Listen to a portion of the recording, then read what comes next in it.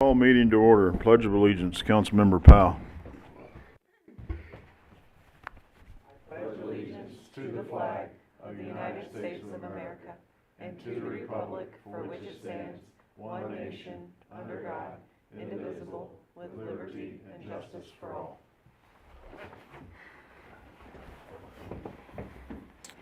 Roll call, please. Mayor Larkey, Here. Councilmember White, Here. Councilmember Powell, Here. Councilmember Pryan, Here. Councilmember Kraft, Here. Councilmember McCallum, Here. Councilmember Goff, Present.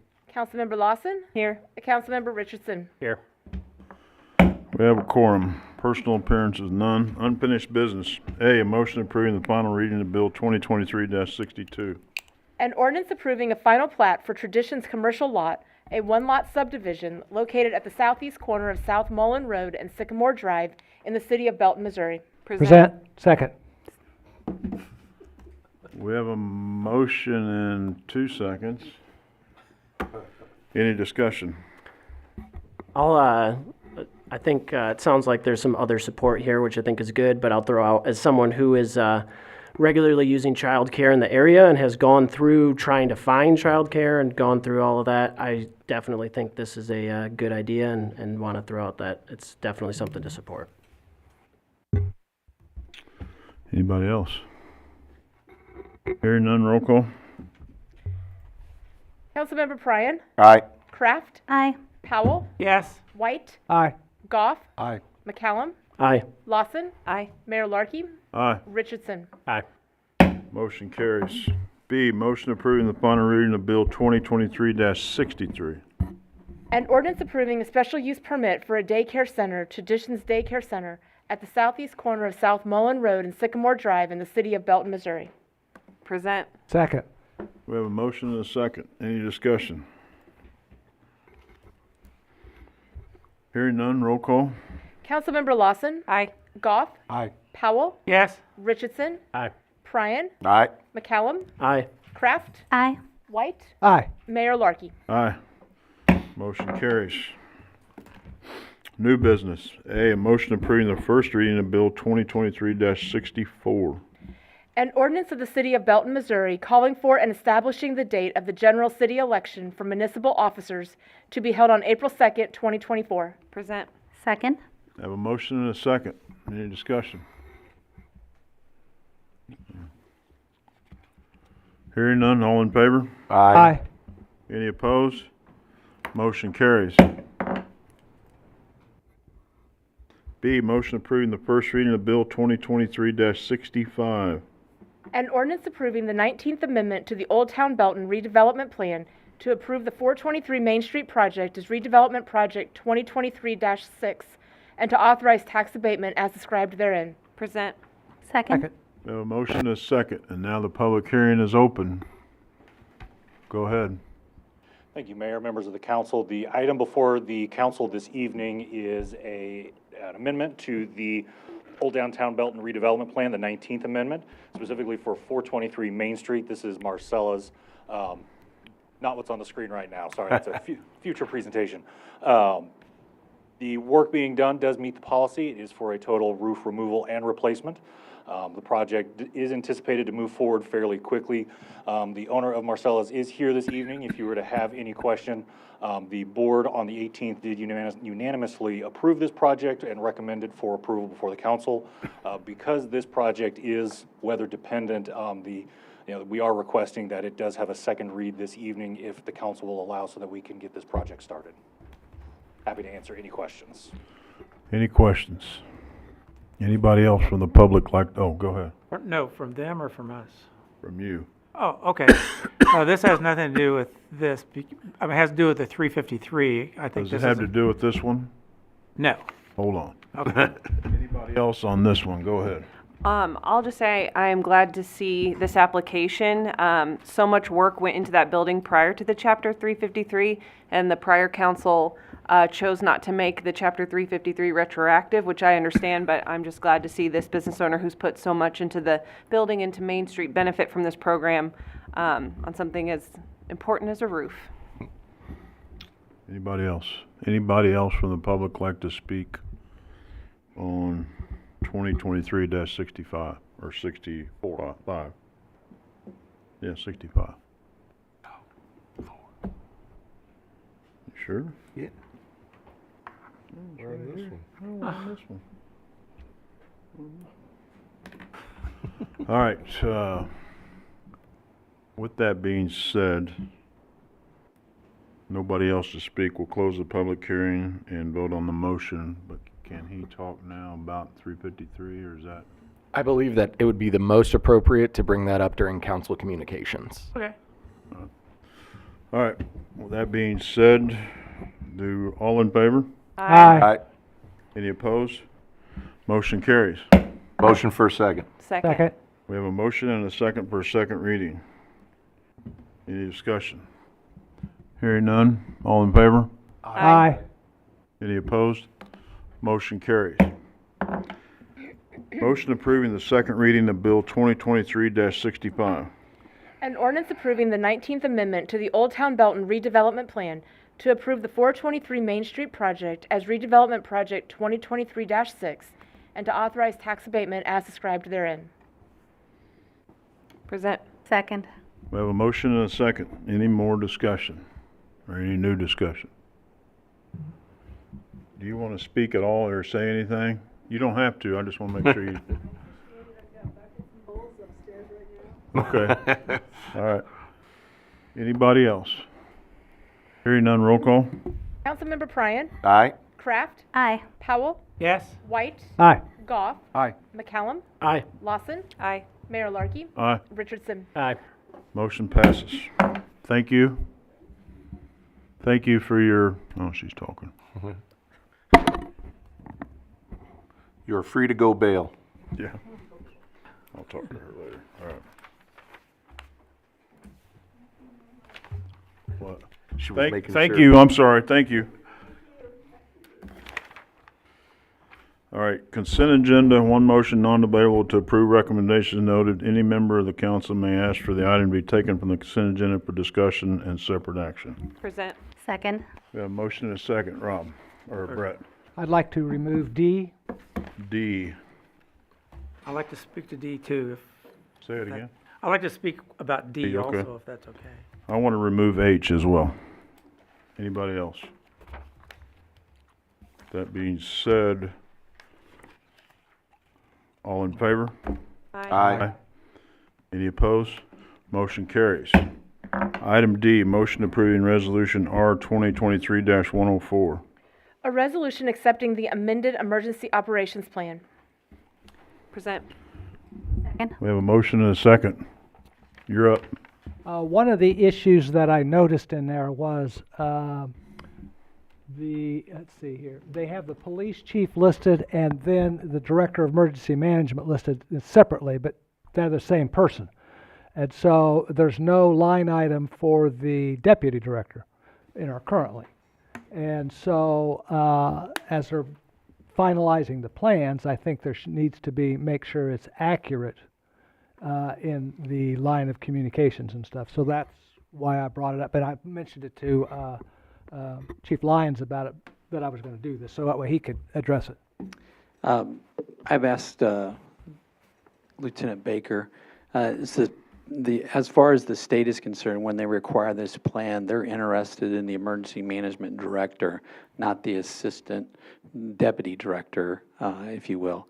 And so the plan is for me to implement in my role as the emergency management director, and then I would do that by using him as a designee. I would be giving him powers underneath me, basically giving him discretion to execute.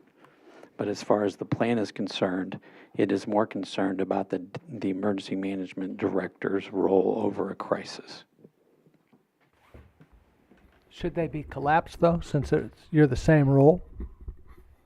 I think that the way that it is set up is, it might not always be that way.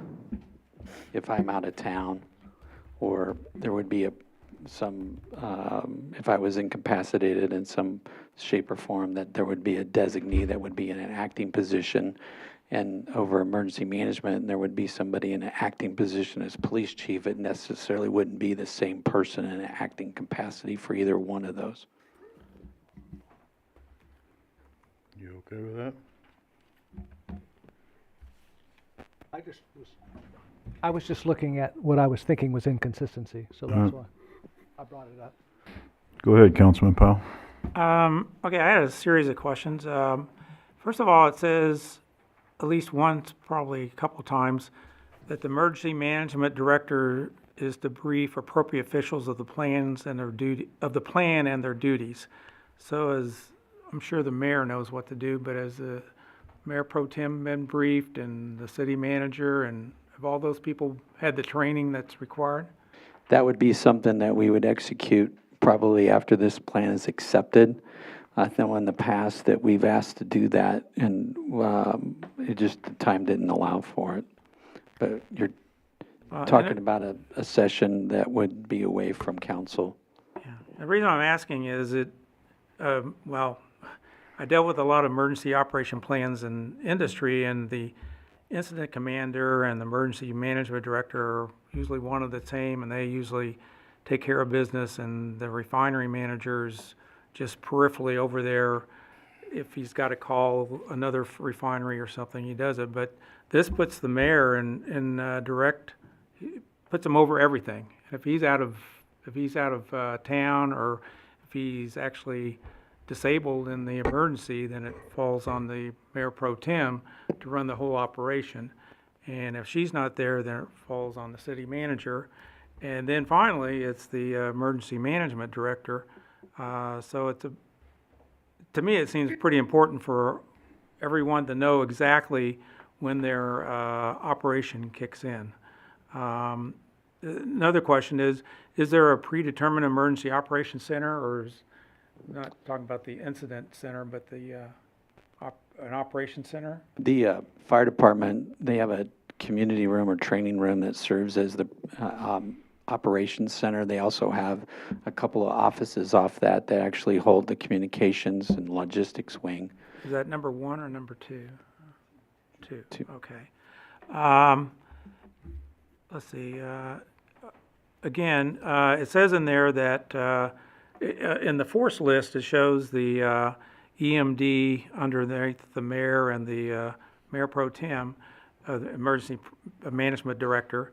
But then it says something in another place in the plan that the emergency management director takes direction from the city manager. So is it that he or she takes direction of during normal activities when they're planning training or whatever with the city manager, but during an emergency, the mayor takes over as the chief guy, or how does that work?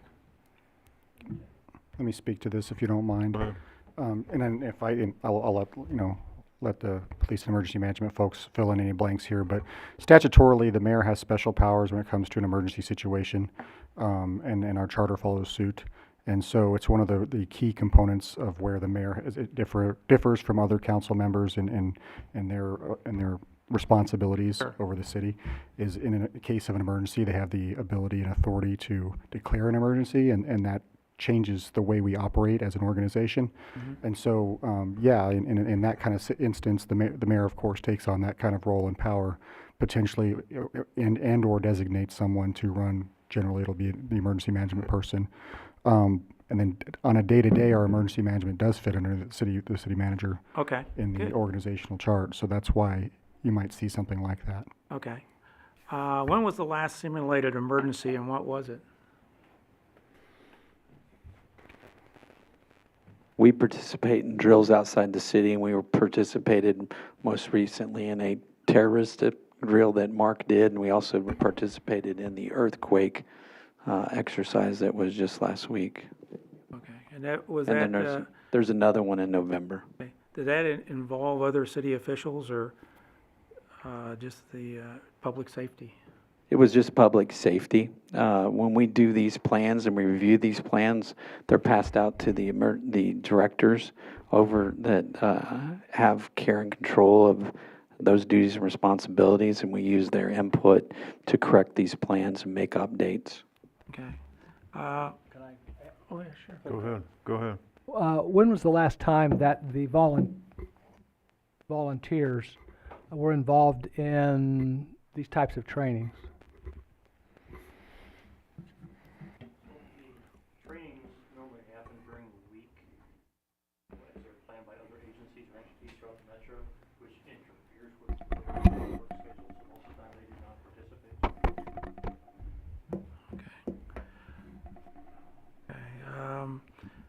Hold on. Oh, I'm sorry. Go ahead. Go ahead. Go ahead, Rob. Oh, Go ahead. who is the incident commander? I mean, it says that usually an incident commander is, you have to have an incident to have a commander, but it says the incident commander is responsible for training. Obviously, he's not going to, or she isn't going to train people on the day of the emergency. Who has got that role? If you don't mind, this might answer some of these questions, Councilman Powell, and I don't want to cut my staff off from providing you answers, but in the incident, if an incident occurs within the city that's very limited to the city, we have a lot of, our emergency management personnel, our public safety personnel undergo a lot of training to ensure that they can handle a situation of that magnitude. If it's much larger than that, generally you're going to get a much larger response. It's going to be a regional response. It might be led by a state or federal agency. And so from that perspective, generally we're not, like for instance, we're generally not going to be running a response for a huge emergency for the entire metro area necessarily. That would be handled by a larger entity. Right. And so we generally train on the things that are probably or most likely to happen locally and be localized. Okay, part of a metro area, the big things are going to be handled by a bigger agency, a bigger entity. That's why a lot of times you'll see large trainings by Mark or other agencies to involve a lot of the different personnel, specifically public safety from each of the different cities in the area, so that way coordinated responses can be handled without much interruption or issue. And so we're not going to train our folks necessarily to handle a major emergency for the metro area, because generally Belton's not going to run that response. Okay. Well, I'm just responding to H. Sure. Which is incident commander, number one responsibility, train all response personnel, police, fire, ambulance, and public works to the appropriate level. Doesn't mean he or she has to give the training, but maybe he or she arranges the training. I would think you could look at that as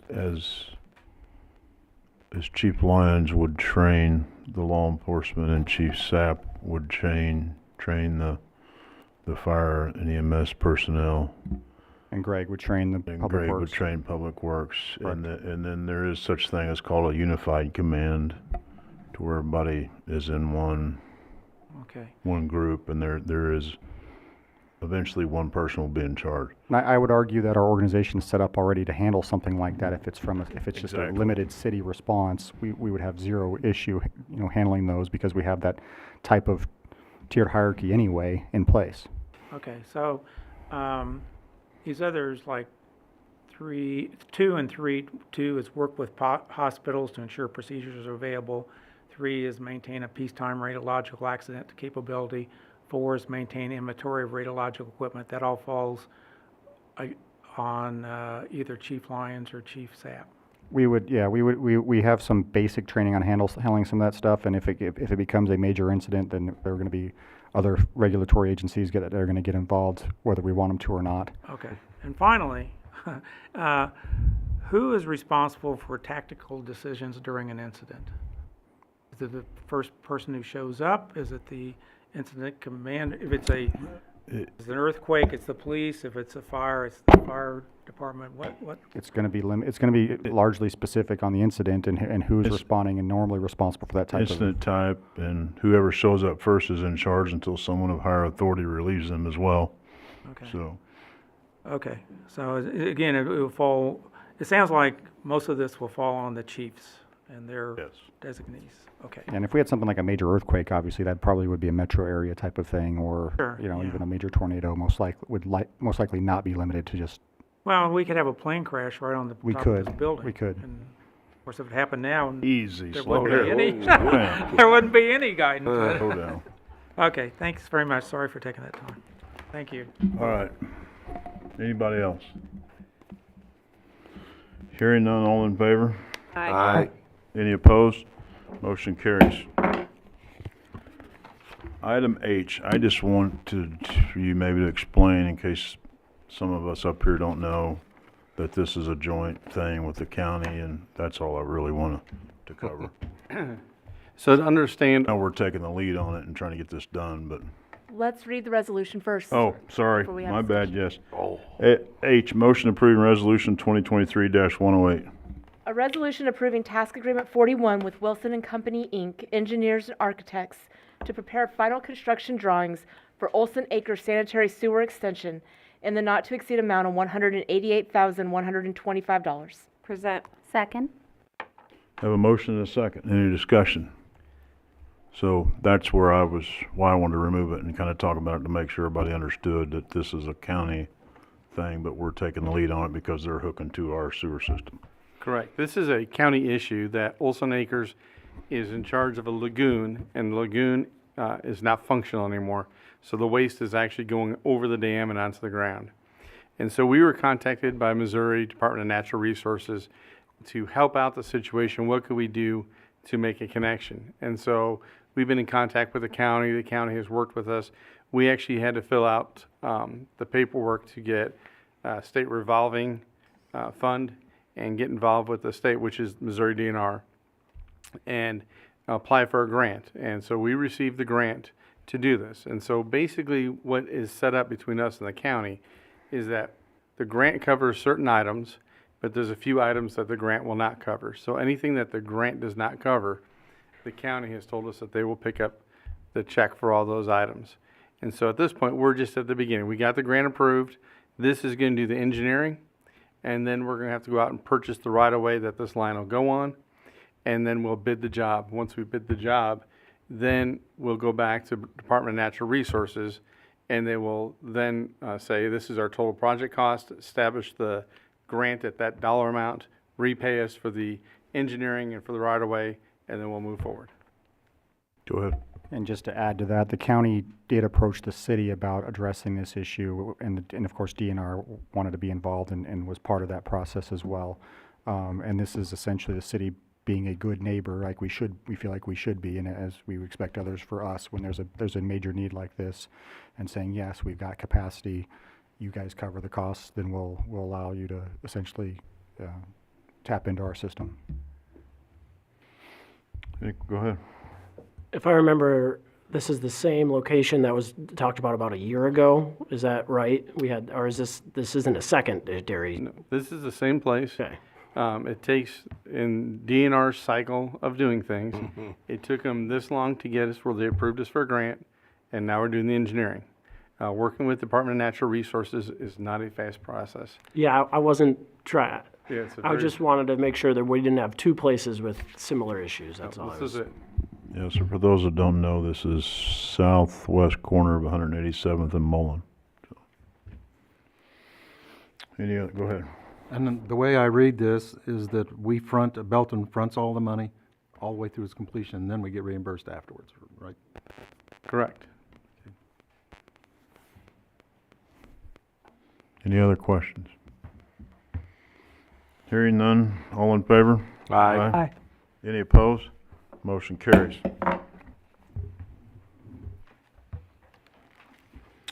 Communication from City Council. Go ahead. Nothing. Alex? So I know fairly recently, at least it was within the last couple months, there was some discussion about radar signs for speeding on different streets. I don't know if there's like a master list of where those may be going or how that's going to be set up, but of course I've already received a call that I think would be a good place for potentially placing one of those, which is specific to VC Street, which is really the only street that goes all the way from 163 to 155. So just would like to add that if possible to the list. That's all I got. I have, I went to the Belton Cares Town Hall last night. Very informative. The fentanyl problem, as everybody knows, is a serious, serious issue. And Belton Cares does a lot for that and to really get the word out. they have the Red Ribbon 5K run this Sunday, October 29th. If you can't make it, they still accept donations. Anything you can help is going to help Belton Cares. The two ladies that run it, Sandy Clutter and Mary Cummings, are great. They do a great job. They really get the word out, and it's going to take everybody to combat this fentanyl issue that we got. So anybody that can show up, voice your opinion, whatever, hop out there and donate some money. The other thing I got is the Veterans Day Parade here in 2 weeks. It's November 11th, I believe.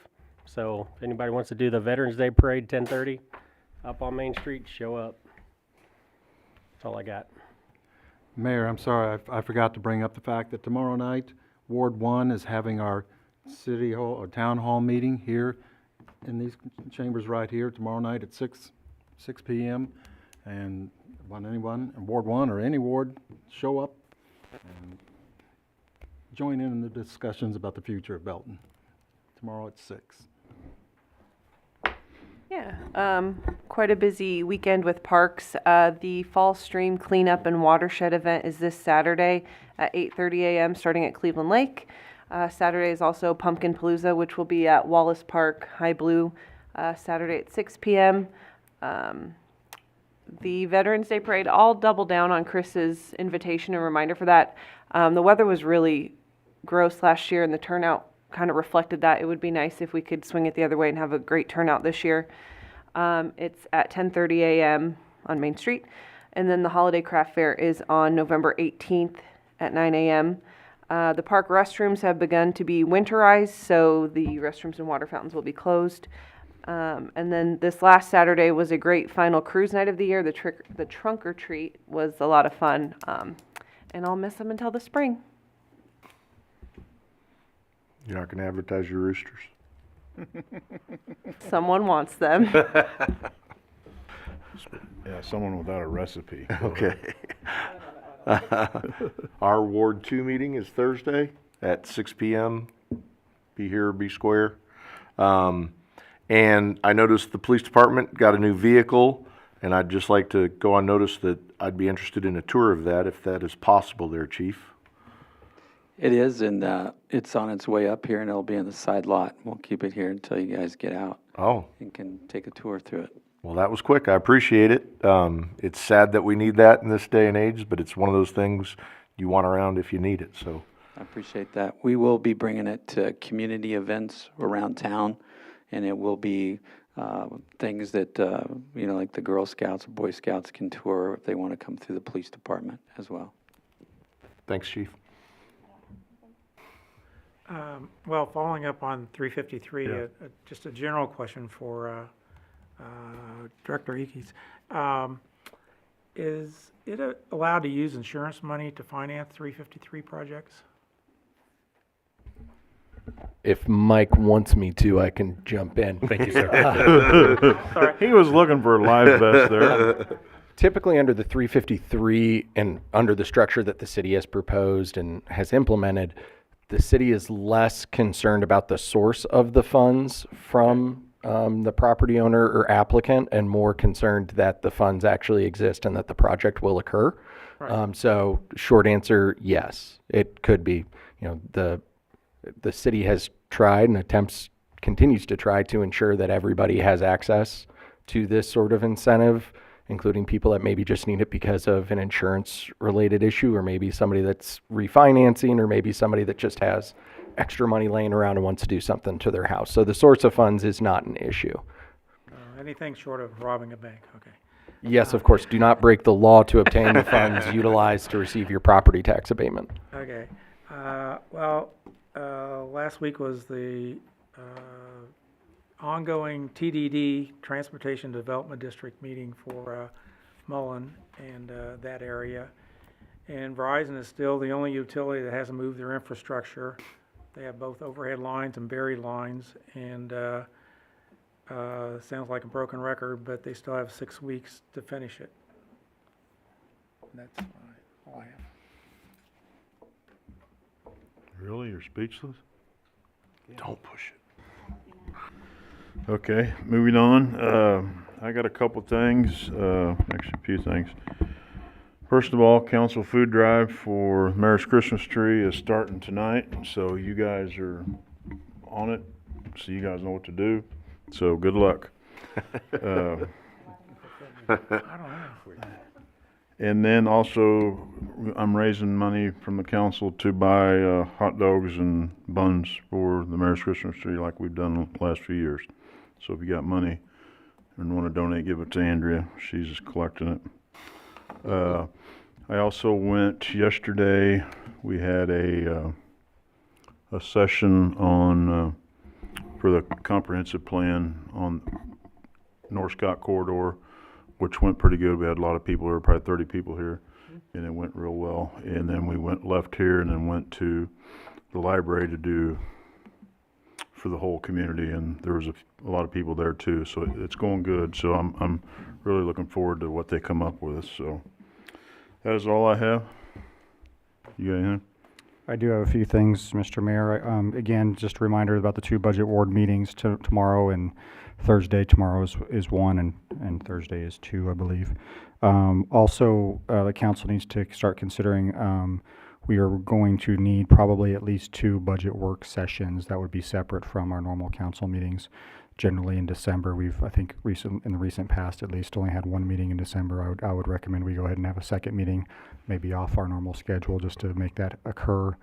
And then we'll probably need one in January as well.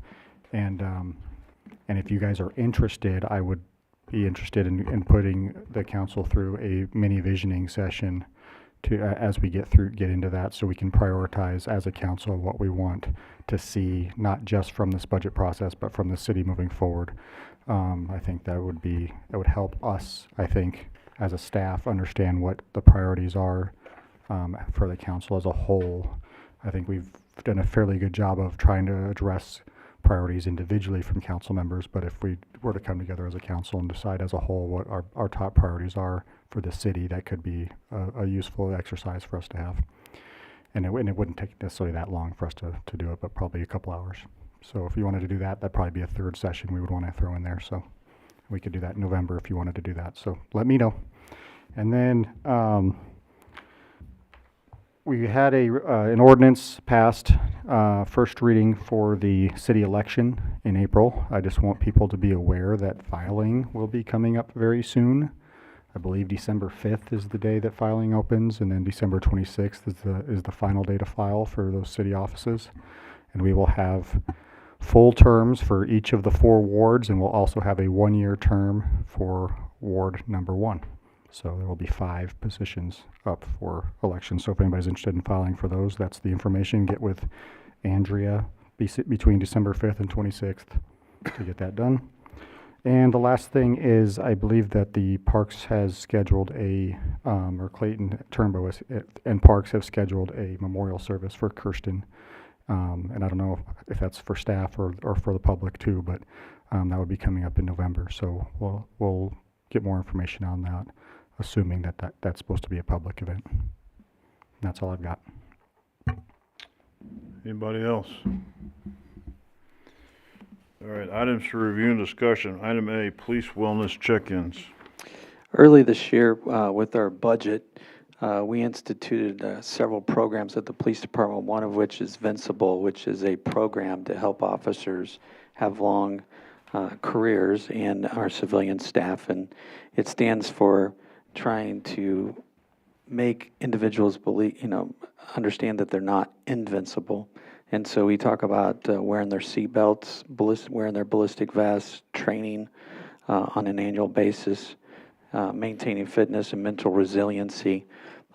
These are very important in law enforcement because they're the top 5 reasons that officers die in the line of duty or die outside of duty due to heart attack, suicide, and a number of other things. And so along with that, we secured a grant through Missouri Public Safety for Cortico, which is a app that even our family members and our civilians can use, where it has resources available for determining what kind of resources are out there for them, whether it's anger control, alcohol abuse, or some marriage problems or other types of services that are available. And our officers and civilian staff are going through the training last week and this week. Along with all this, we found out that the state of Missouri several years back instituted a statute 590-192 Critical Incident Stress Management Program. It's also known as the Police Wellness Check-In Program, and it's something that our governor signed into law. And it's for all police officers shall be required to meet the program service provider once every 3 to 5 years for a mental health check-in. The program service provider sends a notification to the peace officer's commanding officer that he or she did complete the check-in. And so it is a state statute that mandates that we send officers for regular checkups, like I said, every 3 to 5 years. The statute, when it was enacted, also referred to that cities would be reimbursed by the 988 Public Safety Fund.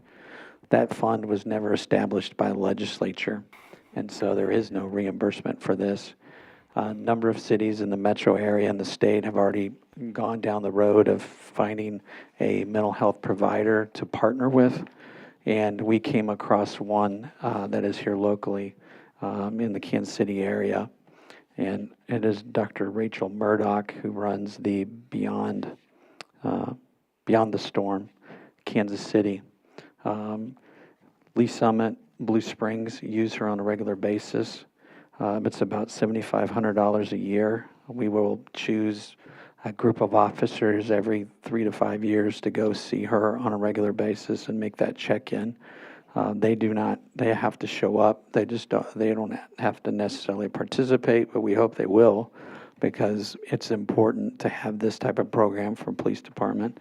And we also know from talking to our employees and even some of our exit interviews that these types of issues are very important to them maintaining a career where they feel supported by not only their leadership, but also by the city. And Mrs. Rachel Murdoch, she has a very interesting background as a psychologist and counselor. She has worked for she's worked for the Federal Bureau of Investigation out of Washington, D.C., and then locally here in Kansas City. She has extensive background dealing with special agents in the area of officer-involved shootings or agent-involved shootings, but she also has a wide variety of training in regards to dealing with victims of human trafficking and child trafficking. And so she is very adept at interviewing and counseling individuals in these areas. And then she has additional training in the area of critical incident stress management, which is very important for building that mental resiliency in officers and our civilian staff. And so we'll be bringing a packet together in the next city council meeting for that. And she's probably the best in our area, and she has availability to enter into that contract with us. And she's also one of our EAP providers that is out there. And so, and she does take our insurance as well, and even the insurance that we are considering in the future. So she's a resource that we can even resource outside of this program if we need be, through a number of ways to get people the kind of help that they need to try and change their careers for the better. Any questions? Go ahead. This isn't really a question, but the timing. Last night I observed an officer moving a dog that had gotten hit with a bag off the sidewalk over by Dollar General, and it just struck me, it's profoundly sad. I'm an animal lover, and I'm aware that officers see all kinds of horrors that I couldn't understand, but, alone in the dark, by himself, doing this service that would largely go unseen if you hadn't witnessed it, and maybe not something that residents realize officers are asked to do. I sent Chief Lyons an email just to say that I thought it was pretty moving, and I appreciate our officers. So something else to consider in terms of mental health, all the stuff they do that goes unseen. So just the timing of this made me want to mention it again and say thanks. Anybody else? Thank you, Chief. All right, B, street projects update.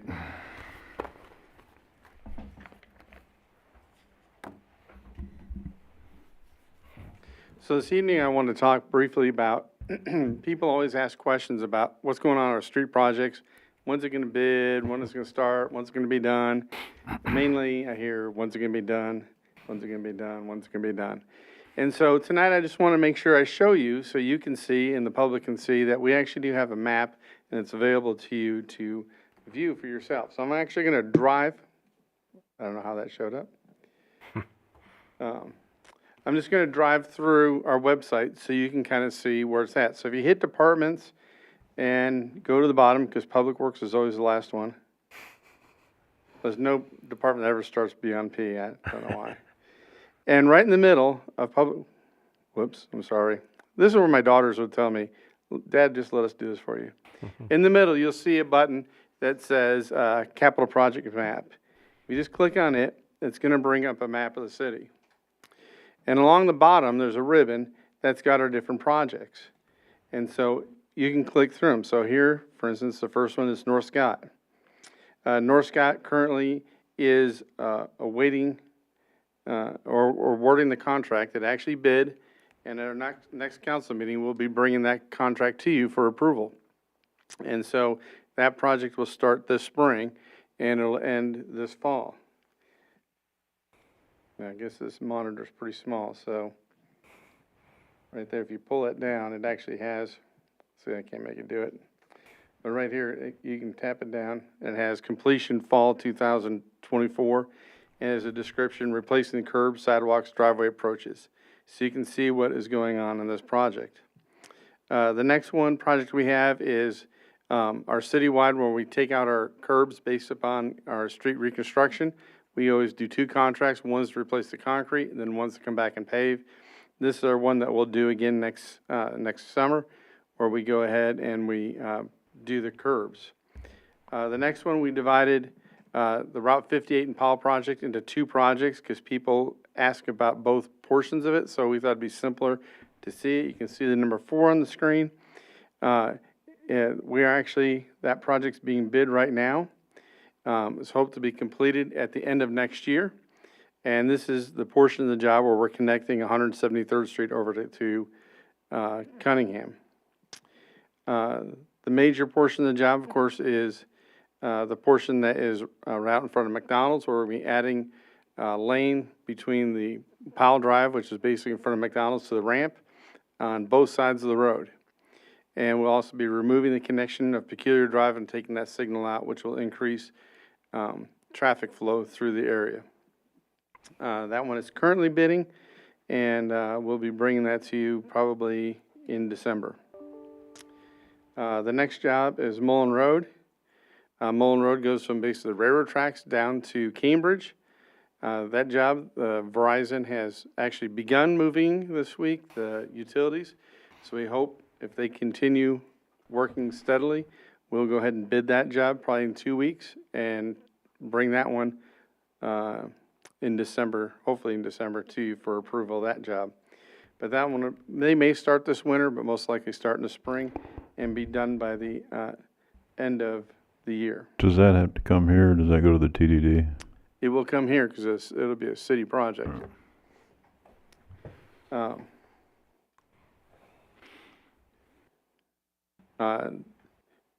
The 2024 street reconstruction is just us where we mill down and pave our streets. We also have another one that is I have added in, even though it's not our project, people ask about it all the time, is the widening of I-49. MoDOT, because of inflation, has pushed jobs back in their schedule, so this one got pushed back into the summer of 27. And so, and I know you're thinking, well, that's terrible, it got pushed back to 27. But I have you reminded, if you talk to anyone in the Northland, they would be glad to have I-35 or I-29 anywhere in the program. And we actually have our road on the program, so it's a major win. So I know it's a little discouraging, it's a little further back than you wanted, but it's still there. We have another little project, Cedar Street at the railroad tracks. We have partnered with the railroad and MoDOT, where the sidewalk has fallen down. I'm sure most of you know about that. We actually have submitted plans to MoDOT to replace the sidewalk from commercial, basically the whole distance of their property, and redo the drainage underneath the sidewalk and underneath Cedar to make it drain properly.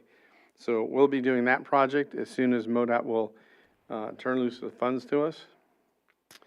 Hargis Gardens is the area where we, built the detention pond.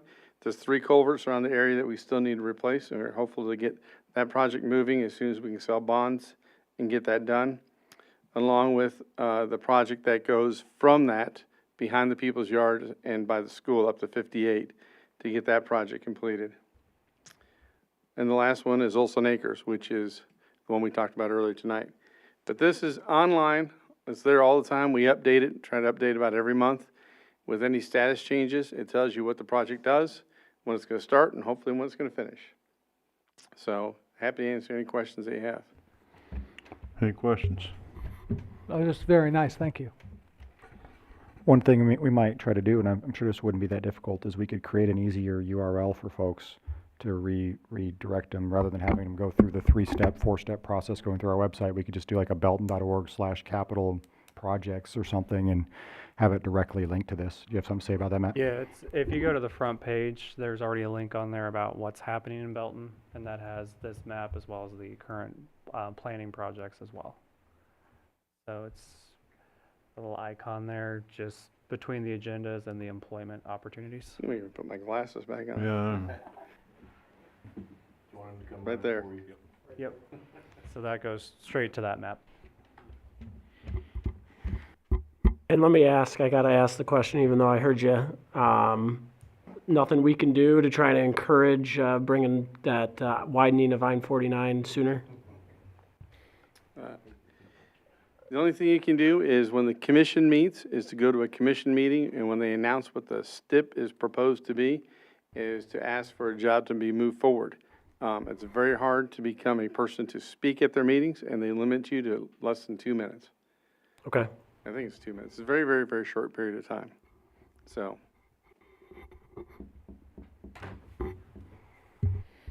Anybody else? Hearing none. Thanks, Greg. That was a good update.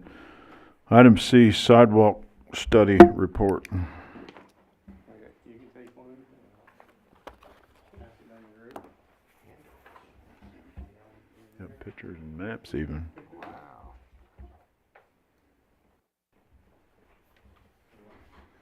My gosh.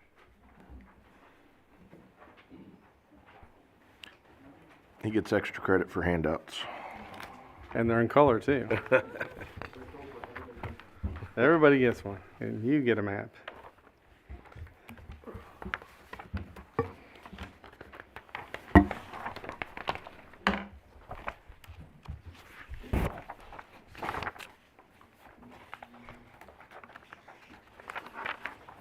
Yep. Sorry, I kept 2.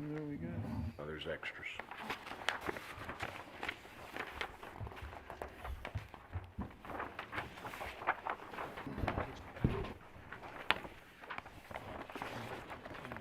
Speak the same thing.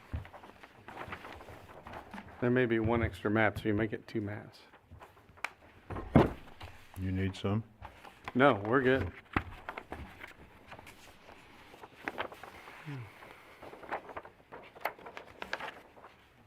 I got 4 maps. You get 4 maps, yeah, there's 2 maps.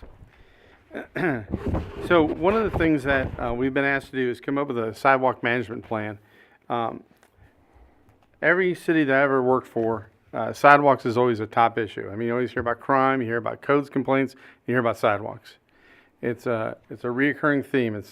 Belton has nothing special about it. It's just one of those issues that every town has. If you go back in time, people have not built sidewalks back 100 years ago. That wasn't a priority. People didn't do it. So as the town develops, they got cheap at times, only built sidewalks on one side, or just told developers they didn't have to build them at all. At this point, developers do have to build sidewalks as we build new subdivisions. So one of the things is we came up with a sidewalk plan of how and what we would do. And it basically tells you that the sidewalk plan provides safety, connectivity, opportunities for exercise, and accessibility. There are several things that we always look at in sidewalks, and a couple of them is to make sure we have access to our schools. We have access for people who either have one car or no cars in their family, people who have depending on sidewalks to get to vital places like to get prescriptions, to get food, to get to city facilities. And so those are the things that we look at when we consider a sidewalk program. The main thing we looked at when we consider where there are sidewalks and where they're not, there are two types of streets we really want to look at. We have, if you look at the first page, we have improved streets, and those are streets that are basically finished. They have curbs and gutters, they're all graded out, they're all done, and sometimes they have sidewalks on one side, and sometimes they don't have sidewalks on either side. The other type of street that we look at is a street kind of like Ella over here. Ella does not have any improvement. It has open ditches, the ditches are deep. If you walk on it and someone comes at you, there's nowhere to go but to jump in the ditch. And so it's not a very safe way to travel. It doesn't allow people to walk up and down our streets in a very good way. We classify our streets into different ways. We have arterials, minor arterials, collectors, and residentials. If you've been to Matt's meetings, you probably heard a lot about this. But so we have these streets classified, and so if you think about those two groups and think about what does it take to improve them, one of the things that we have to do in order to get a sidewalk on a road, you think about Ella, there's no place to put the sidewalk. We really need to finish it. We'd have to put the stormwater in, we'd have to build curbs, and then we could add the sidewalks. And so we started looking, so if you go to page 4, you can see we have the 4 different classifications of roadways, from arterials and minor arterials, collectors and residentials, the basic width that those streets are, and then if the street's already completely improved, what it costs per mile to put in sidewalks. But if it's unimproved, what it would cost to put in the sidewalks. Now that requires us to put in all those improvements, to maybe regrade the street, to put the storm sewers in, to put the curbs in, and then place the sidewalks on them. And so we have a definite knowledge of what it costs to actually install the sidewalks. Sidewalk maintenance is another huge issue that we run into, because the code that is in Belton is very similar to most cities, that the property owner is responsible for maintenance. So if there's a problem, it's broken, it's uneven, something's wrong with it, even though it's on the city's right of way, it comes down to the property owner to maintain their sidewalks. This has always been a heavy lift for a lot of property owners, because fixing sidewalks is not easy. It's not something that you just have all the basic tools in your house and you're used to pouring concrete and putting a sidewalk. It actually takes quite a bit of effort to do.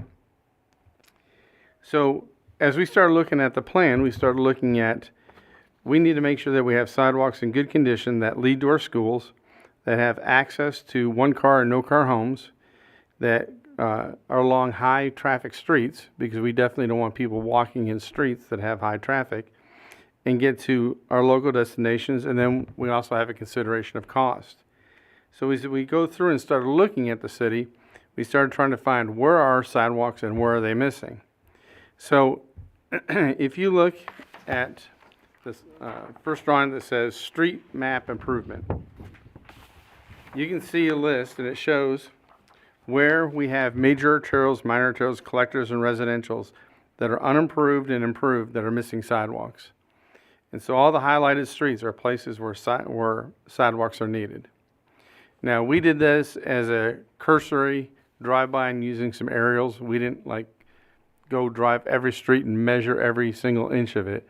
We went and we just looked. And there's a reason why we didn't stop and inspect every inch of sidewalk, because once the city is aware of a sidewalk problem, we then have to fix it.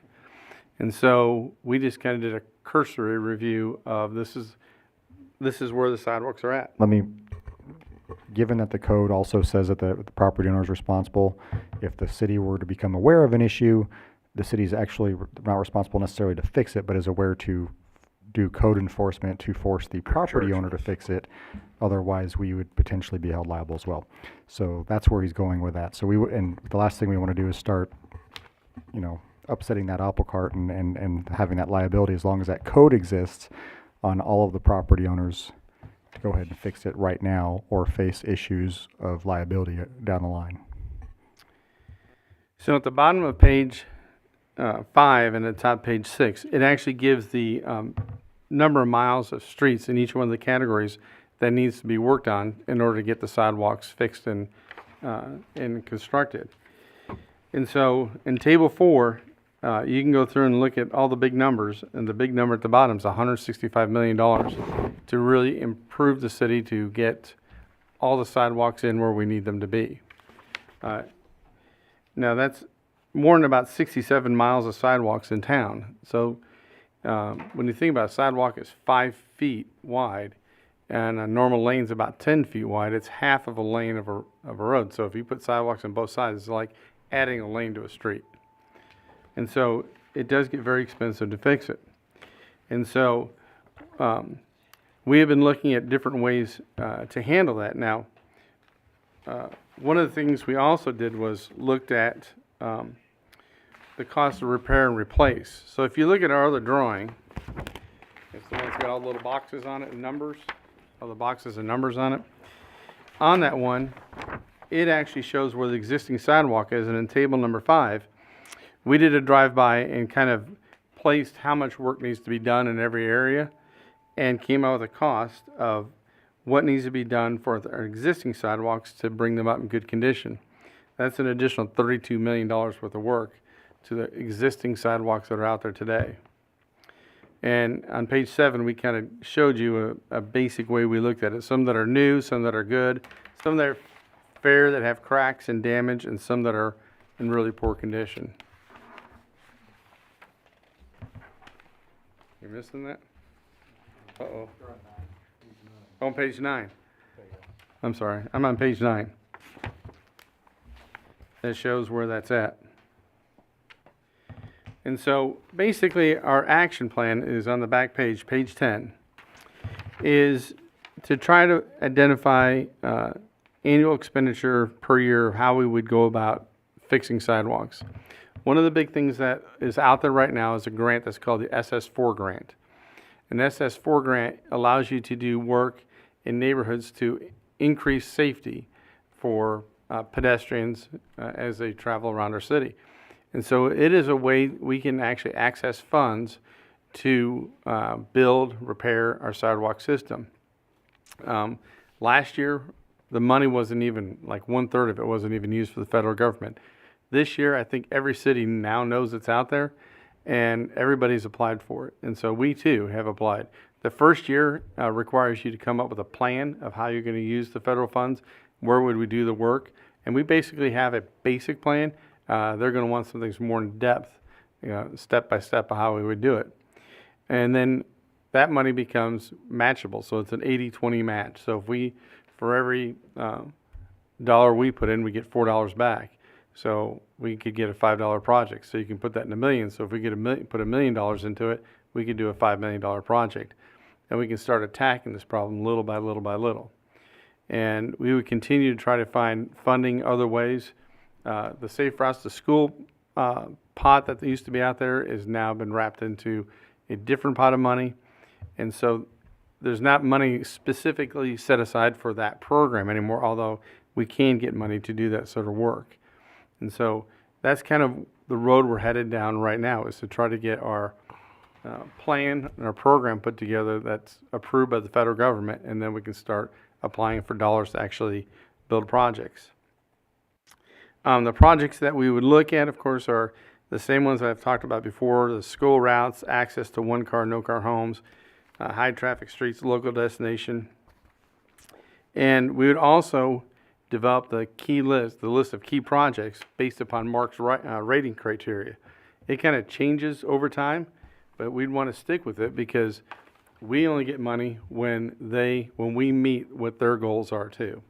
And so we would like to be flexible on how we do it, because we need to make sure if we submit a project, it's something that the Mark organization will approve too. And we would continue to work with them to get federal grants any way we could, and there's some grants we could try to get on our own without them.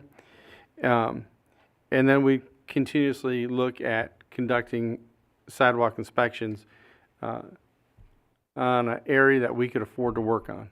And that way we could continuously improve our sidewalks throughout the city. You're going to say? Done? Yeah, I not think to get it so. be done. I don't want to interfere here if you're the I mean, middle this, of a I thought. mean, or- this is basically what our plan is to find a method and a madness to be able to pay for and identify and work on the sidewalks in the city. I thought you were just chomping the bit to get in there, so. Well, I would like to add something. I just don't want to interrupt ahead. anything you had to say.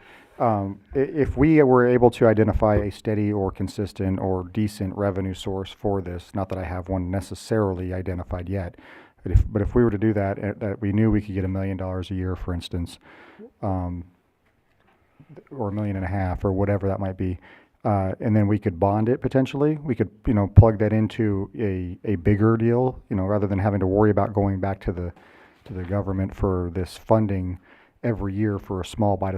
We might take a bigger chunk. You know what I'm saying? Maybe we take a 20% chunk or something out of this, and maybe we do a $25 or $30 million project, or $40 million project, or something along those lines, and we just bond the issue, and get a bunch of these done at once. $165 million sounds like a lot of money, and it is a lot of money. That's what I'm not going to pretend it's not, but if we can tap into this 2080 type of federal programming, we can approach that pretty effectively, pretty quickly.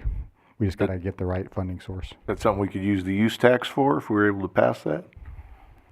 It's funny you say that. Yeah, absolutely. If that were to be where the council would like to go, or the public would like to go with something like that, a use tax, that's $2.73 million a year if it were to be passed at this point. And so that would get a lot of sidewalks done if you could bond an issue with that for 10 years, wrap it up with 80% match from the federal government. You're really cooking pretty quickly, and we could, within a year or two, have a huge project. Go ahead. Does the, when you're looking at putting a sidewalk on an unimproved road, does that include, these prices include putting a curb in? Yes, it includes everything to get to the point you can put a curb in. It'd look like a finished street when we're done. Okay, because, we have a lot of streets, like Y Highway, for instance, that doesn't have curbs, but do they still have adequate sidewalks? I'm wondering if we could save a little money by not putting curbs every place. Well, so like Y Highway, the sidewalk that's on Y Highway is non-compliant for ADA. And so it would actually, Okay. yeah, Okay. you roll your eyes can at it, fall but off of one of it, the right? things the Department of Justice did accept PROAG. And so PROAG is now in effect on all sidewalks. And so everything that's done must meet Department of Justice's standards for sidewalks. Okay. Or like on Main Street, there's no curbs either. Well, up here there is, but now on South Main Street, there's no curbs. I guess those sidewalks are not. So the places where it's flat, super flat, there's exceptions to everything. You could put something in, but it gets much, much harder, because when we go to do it, we're gonna have to place the ditches back in. So every house would need a crossing for that ditch. Sure. Now that crossing now has to meet roadside guide for design. And so there's a whole bunch of standards that go with it that really prohibit you from actually going and putting sidewalks in without finishing the street. So are the curbs to keep, I don't know what a curb is supposed to do, but it seemed like it might deter somebody from driving off the road and hitting a pedestrian. Is that why curbs usually go with it, or does it actually structurally help the sidewalk to be there? What's the engineering rationale for a curb? So Much always going with the sidewalk. the reason for the curb is that in order to get a sidewalk in, the sidewalk usually is level 2% graded down to the curb. And so that allows for the drainage to go from one side to the other. It also, at every intersection at the corner, you'd actually have to finish the sidewalk, you have to finish the street, because in order to get from the street or crossing the street, you can't have a ditch there that's just open, because then you have a dip. And so there's so many engineering problems with actually trying to fit it in. Like when we looked at Cambridge, if you go look at Cambridge, the sidewalks have to be like almost 30 feet back in order to get to a spot where you can do it. And it's just the grading of it and where the drainage goes and where the water goes. The sidewalk cannot hold back water. And it sounds silly, but it actually, they do if it's not done right. And so it's much better process if the whole road is finished when it's put in. Okay. Go ahead. Well, I just. Oh, I thought you had your hand up a minute ago. Go ahead. Go ahead. You go. Oh, first I want to say thanks, because I know that there's several people up here that have asked about this, and this has been something that I am big on, so thank you. The only other thing, and I know very little about this, let me preface by that, so I don't know if it's something that makes sense for Belton, but I know that not too long ago, Kansas City changed their code and changed how they manage sidewalks, right? They went from the same way where the residents manage it to where the city now manages it, and they use that geo bonds to do that, and I don't know if that's something that makes sense for us at all, but just wondering if you looked at that. Yeah, I'm quite well aware of what they did. I'll just leave it there. So GeoBonds would be a financing mechanism that is available. However, the city, I don't think right now has that much or any capacity left over in its GeoBonds. The city has been issuing GeoBonds for about the past 5 years on kind of a rolling schedule and going back to voters to get approved increased thresholds for roads and stormwater.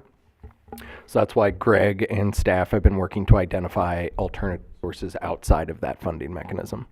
But if we dedicated a revenue, we could do revenue bonds, correct? You could do revenue, I mean, That don't touch the geo limit.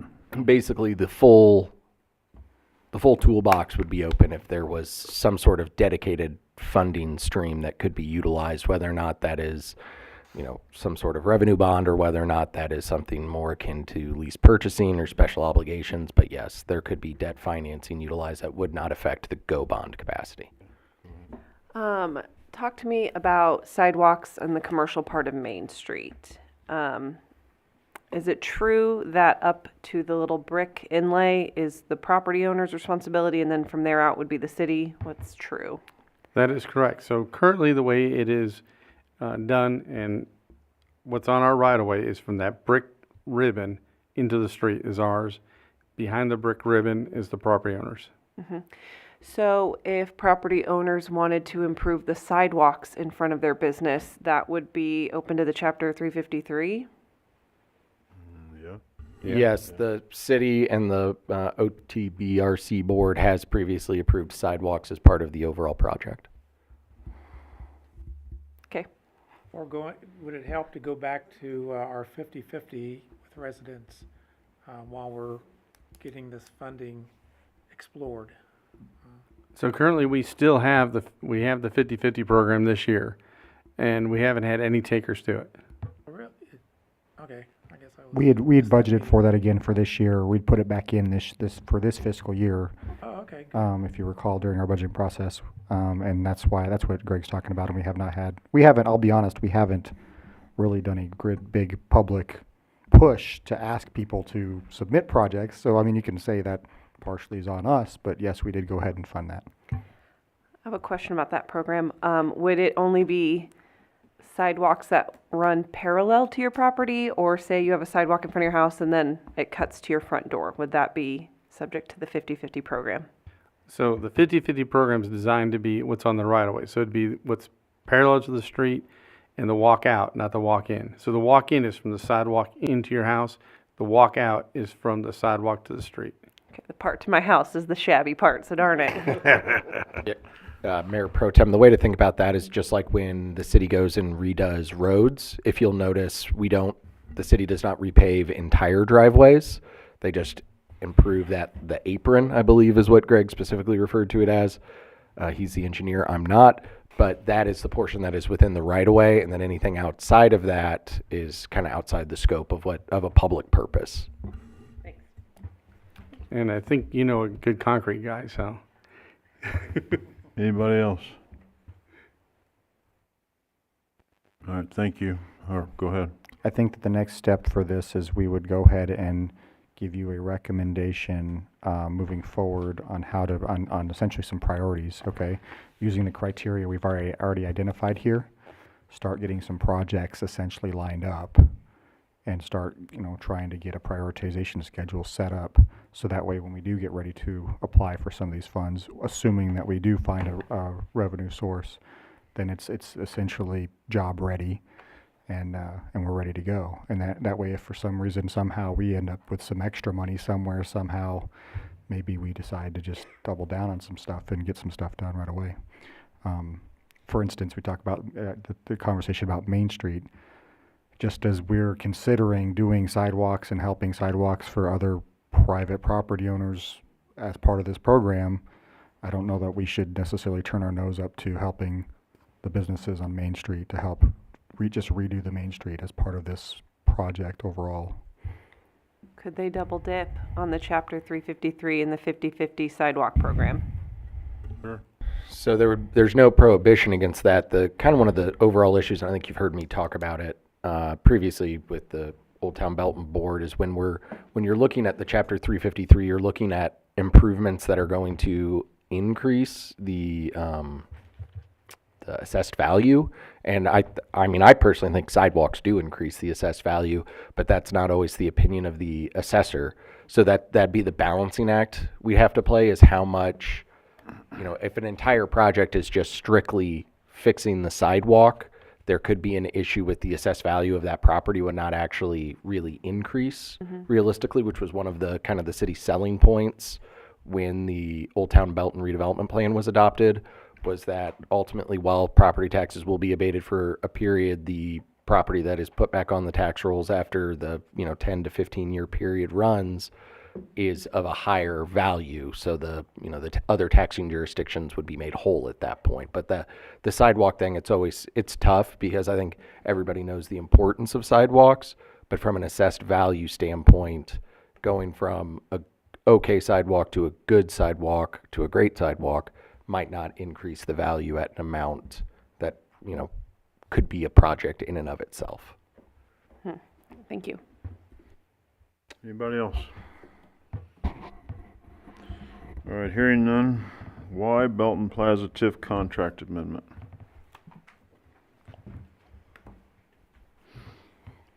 Thank you, Mayor and members of the council. The item for discussion, if I can get this to go, there we go.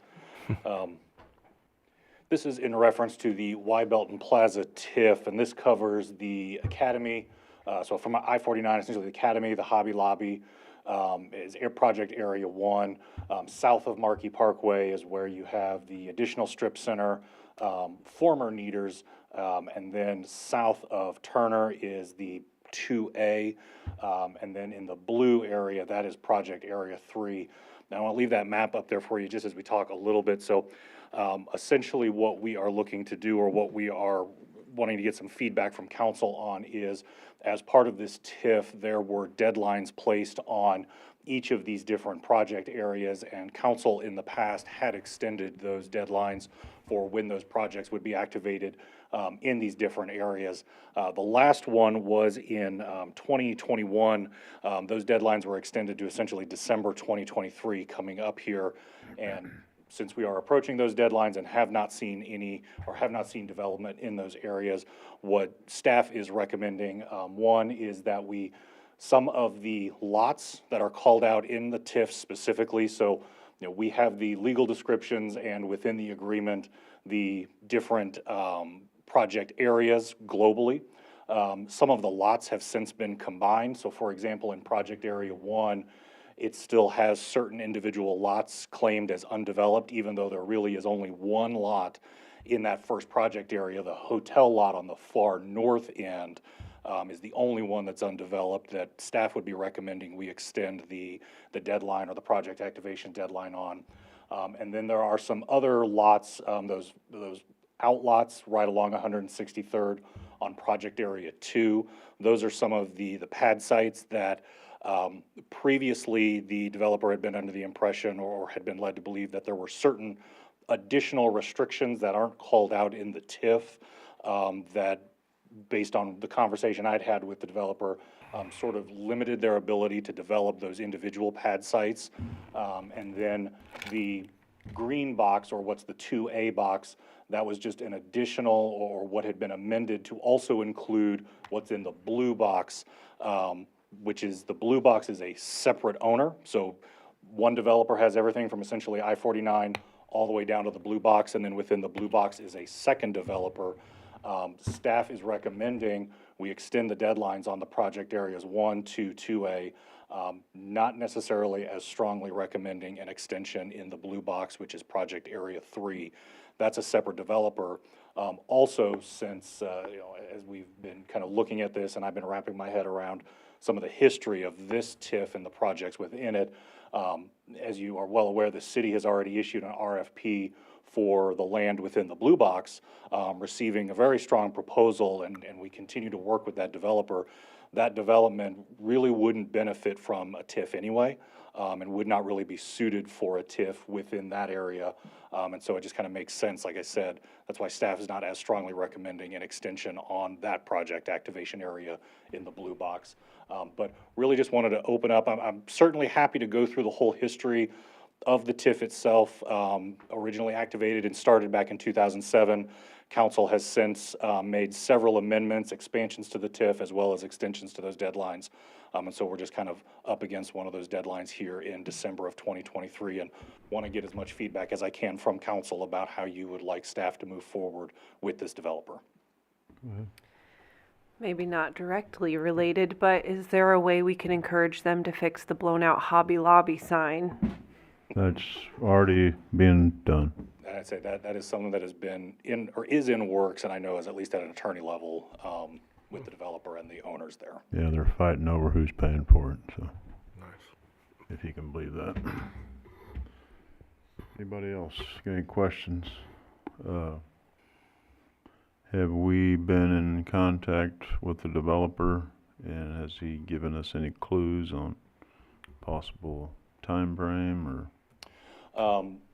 I have not specifically asked that question, and part of that was in part because I wanted to get council's feedback first before going back to the developer with council's comfortable with a 2-year, a 3-year, a 5-year, or what does he see as realistic?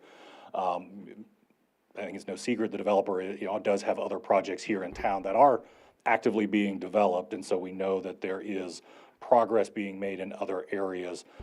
It's just a matter of what direction do we want this development, especially those outlots in that hotel lot, which are really the big remaining lots. What direction does council want to go, and do we want to continue that timeline of allowing the developer to find the right kind of retail and restaurant for those areas? Mayor, I think the developer that we're speaking of has been an ally of Belton, and I'm sure he's trying to fill them spots, and I think we should probably work with him in whatever works with him. Go ahead. I am comfortable saying, well, obviously one project that did get done recently in this area is the Old Navy that just opened this past year. And then there's, everybody's noticed the extra add-on to Old Navy, which that developer has been trying to fill with another tenant, and has run into an issue of,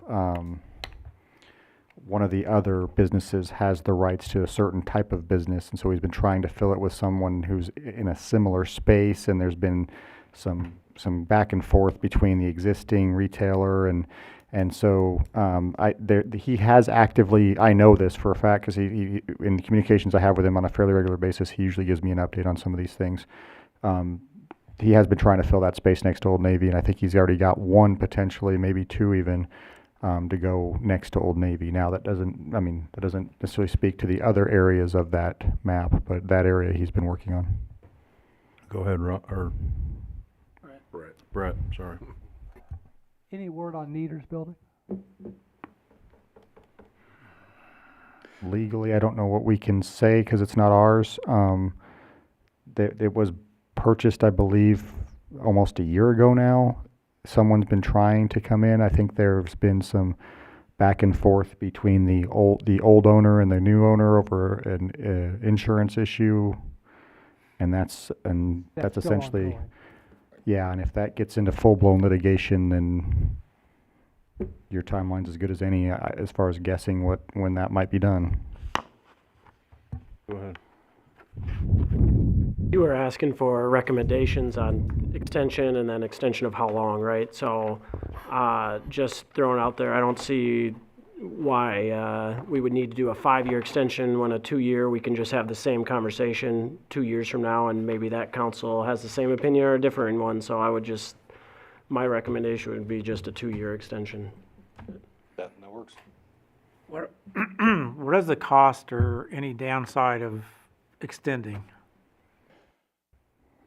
There's no cost. To us, I mean. Right, for us on our side. The deadlines, as the contract is written, the deadlines really are more of a motivator for the developer to develop, from essentially the I-49 side down to Markey, then down to Turner. And that, based on the reading and some of the history that I've been looking into, it looks like that not only was this extended from a timeline perspective, but it looks like this project has also expanded some, and the scope has changed slightly over the years. And so that's part of the reason why I think the timeline has continued to extend. And I believe in 2021, when this was extended, the argument then was because of COVID, there was really a complete stoppage of development. You very much can make the argument right now as well that with interest rates as high as they are, that large box construction or pad site construction has taken on a whole new kind of direction. And so it's a little more focused and a little more kind of a different market right now. And so extending it out for another 2 years, it doesn't cost us anything. Okay. Go ahead. If I could add to that as well, I don't think, I think I like what Councilmember McCallum said about the 2-year thing and not necessarily going too far as to tying the hands of future councils to make decisions based on that. At the same time, I also don't think that we need to have a lot of consternation in providing an extension, because I don't see a huge downside unless we don't. If we don't allow for an extension at this time, the potential downside is, especially in an environment where interest rates are high and we have a little bit of a headwind from the economy, we don't want to risk putting a halt to development in that area, even though it hasn't been as fast as we'd wanted to, probably for a myriad of reasons.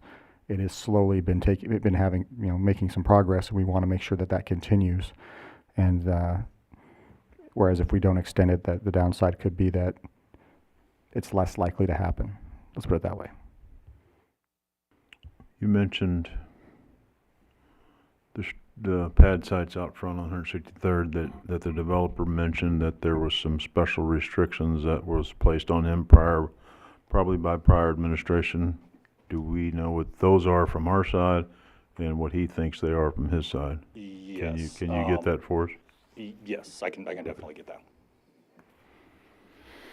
Is everybody okay with extending it 2 years? All right, staff will prepare the ordinance and have that at the next meeting. Thank you. Perfect. Thank you.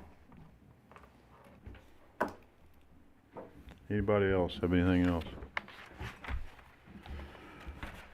I'd entertain a motion to enter executive session to discuss matters pertaining to legal actions according to Missouri State Statute 610.021.1 pertaining to leasing and purchase, sale of real estate according to Missouri State Statute 610.021.2 and pertaining to negotiated contracts according to Missouri State Statute 610.021.12, and the record be closed and the meeting adjourned from there. So moved.